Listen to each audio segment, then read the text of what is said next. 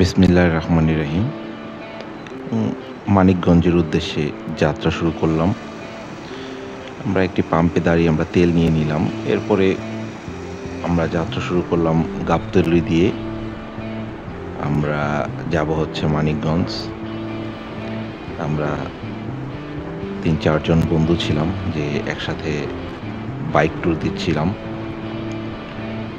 আসলে রাস্তাটা এতটাই সুন্দর করছে, এতটাই সুন্দর এবং ফাঁকা রাস্তা। যেতে, যেতে খুব ভালো লাগলো। আসলে এরকম রাস্তা এবং ফাঁকা রাস্তা খুব কমই পাওয়া যায়। ঢাকা শহরের ভিতরে তো জ্যামের রাস্তা, জ্যামের শহর। তারপরে দেখতে, দেখতে চলে আসলাম হেমায়েতপুর, যেখানে হচ্ছে আমরা সিংগাই রোড দিয়ে ঢুকেছি। আমরা সিংগাই রোড দিয়ে মানিকগঞ্জের দিকে ঢুকবো। মানিকগঞ্জে যে রাস্তাটা আছে ওইখানে অটো একটু বেশিই পাওয়া যায়, তাই একটু সাবধানতার মাধ্যমে আসলে বাইক চালাতে হয়। সবাইকে বলবো একটু সাবধানে চালাবেন। তারপরে আমরা আস্তে আস্তে হেমায়েতপুর পার হয়ে আমরা একটা ব্রিজে চলে আসলাম। ব্রিজটা অনেকটাই সুন্দর পরিবেশ আশেপাশটা। আমরা এখানে একটু সময় দিলাম, তারপরে আবারও যাত্রা শুরু করলাম।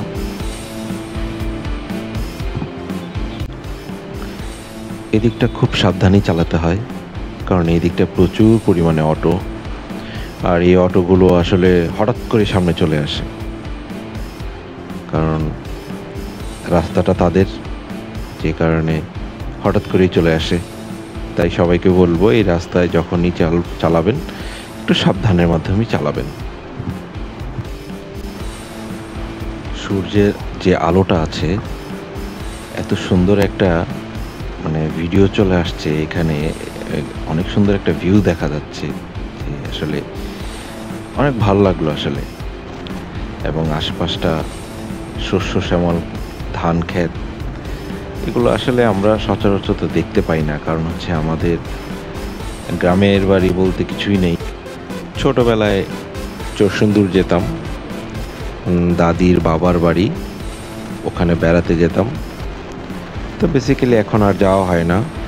রাস্তাঘাটগুলো অনেক ভালো করছে এবং উন্নত রাস্তা, কোনো ভাঙাচোরা নেই। এর মধ্যে চলে আসলাম আমাদের বন্ধু যে রানা, ওর সাথে আমরা যুক্ত হলাম। তারপরে রানা এখান থেকে আমাদের নিয়ে যাচ্ছে একটা চার দোকানে, যেখানে আছে আমরা চা খাবো।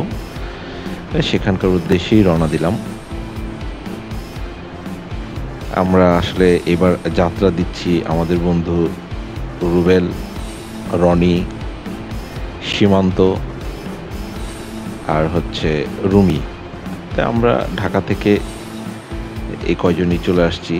আর আমরা ওই চার দোকানে চলে আসছি, খুবই পপুলার চা, রাজা মিয়ার চা। সবাই এখানে দূর দূর থেকে চা খেতে আসে। আপনারা হয়তো কোলাহল দেখেই বুঝতে পারতেছেন। আমাদের বন্ধু রুবেল এখানে পেঁপে খাবে, সে এর জন্য পেঁপে নিচ্ছে। খুবই গাছ পাকা পেঁপে যেটা বলি। তারপরে এখান থেকে আমরা আসলে রওনা দিয়ে দিলাম হচ্ছে মানিকগঞ্জের শহরের দিকে। ওই দিকটা হচ্ছে একটা সুন্দর একটা নদী আছে এবং নদীর পাশেই সুন্দর একটি জায়গা আছে, যেখানে হচ্ছে আমরা একটু সময় কাটাবো। সেই উদ্দেশ্যে আসলে রওনা দিয়েছি আমরা সবাই। আসলে ঢাকা শহর থেকে যে গ্রামে যারা থাকে, এরা আসলে অনেক ভাগ্যবান,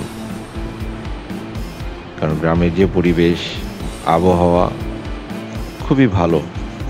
তারপরে এই যে চলে আসলাম আমাদের যে গন্তব্য, এখানে একটা রেস্টুরেন্ট আছে। অবশ্য এটা একটা নদীর পাশ দিয়েই, খুবই সুন্দর একটি রেস্টুরেন্ট।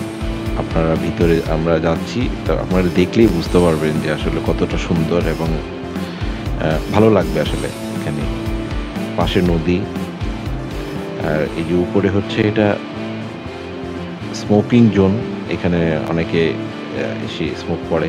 আর এই যে এই সাইডটা যেটা আছে, এখানে আমরা পুরো চারপাশটা দেখছি। এই সন্ধ্যা হয়ে গেছে, এখানে বসে আমরা আড্ডা দিচ্ছিলাম।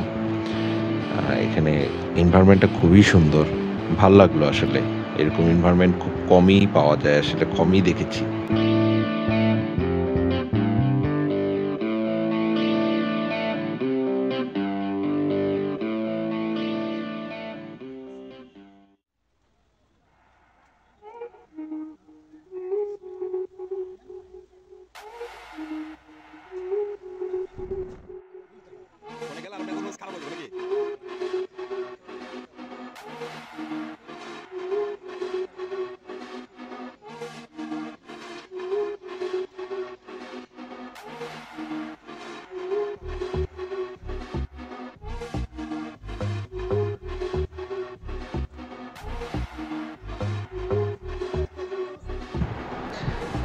তারপরে আমরা এখান থেকে রওনা দিয়ে হচ্ছে একটা মাঠ আছে, ওইখানে নাকি খুব পপুলার একটা মাঠ, যেখানে হচ্ছে সন্ধ্যার পরে সবাই গিয়ে সময় দেয়, ওইখানে সবাই আড্ডা মারে, পরিবার নিয়ে ঘোরাফেরা করে ওই মাঠটায়। তারপরে ছোটোবেলায় চলে গেলাম ওই মাঠেই, এখানে একটা লটারি ছিল, লটারি দিয়ে যে আমরা ছোটোবেলায় আইসক্রিম খেতাম লটারির মাধ্যমে, সবাই আমরা আসলে ওটাতে মেজে উঠি, আনন্দ করি। ওই পাশেই একটা দোকান ছিল রাজশাহীর বিখ্যাত কালাই রুটি, আমরা আসলে টেস্ট করার জন্য কালাই রুটি অর্ডার করি।